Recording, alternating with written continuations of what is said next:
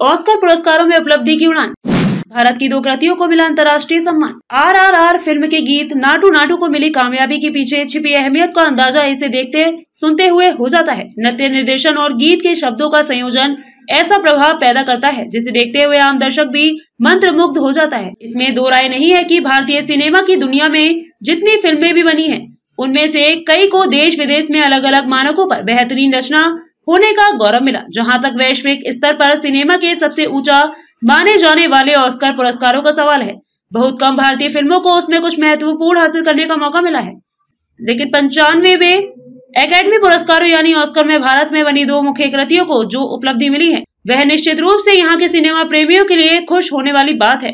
The elephant whispers को सबसे अच्छे लघु वृत्त चित्र का तमगा मिला। इस साल ऑस्कर के लिए भारत की ओर से 3 फिल्मों ने मजबूत दावा पेश किया था, लेकिन इसमें दक्षिण भारत में बनी फिल्म RRR के गीत नाटू नाटू ने चयनकर्ताओं के सामने ऐसी स्थिति बनाई कि उसे सबसे अच्छे मौलिक गीत की कसौटी पर इस श्रेणी के पुरस्कारों के लिए नामांकित बाकी सभी प्रविष्टियों पर भारी माना गया।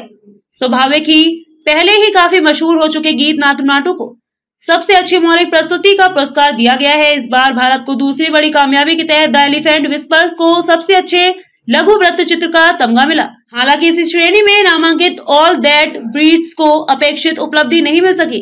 दरअसल RRR फिल्म के गीत नाटू नाटू को मिली कामयाबी के पीछे छिपी अहमियत का अंदाजा इसे देखते और सुनते हुए हो जाता है। नृत्य, निर्देशन और गीत के शब्दों का संयोजन ऐसा प्रभाव पैदा करता है जिसे देखते हुए आम दर्शक भी मंत्रमुग्ध हो जाता है। इस बार खुश होने वाली दूसरी वजह द एलिफेंट विस्पर्स का चुना जाना है, जिसे बेहतरीन लघु वृत्त चित्र की श्रेणी में दाखिल तमाम नामांकित फिल्मों से अच्छा माना गया।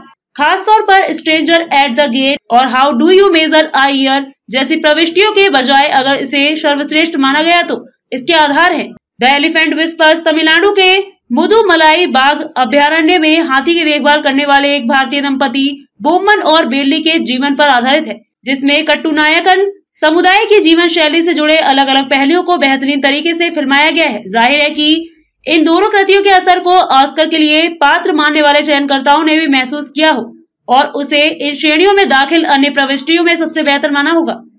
सच ये है कि ऑस्कर 2023 में भारत ने बेहतरीन सिनेमा के मामले में अपने स्तर पर एक अहम इतिहास दर्ज किया है। फिल्म भी यह अपने आप में एक सवाल है कि हर साल भारत में संख्या के लिहाज से करीब 1500 फिल्में बनने के बावजूद उनमें से गिनती की कुछ फिल्मों को ही स्थायी महत्व की और वैश्विक स्तर पर प्रशंसा हासिल कर पाने वाली कृतियों के रूप में दर्ज किया जाता है। इससे पहले भारतीय संदर्भों के साथ बनी स्लमडॉग मिलियनेयर, गांधी और लाइफ ऑफ पाई जैसी फिल्मों को ऑस्कर में अच्छी उपलब्धियां मिली थी। खासतौर पर स्लमडॉग मिलियनेयर में जय हो गाने के लिए AR रहमान को पुरस्कार मिला था, लेकिन यह भी तथ्य है कि इन फिल्मों को भारतीय निर्देशकों ने नहीं बनाया था।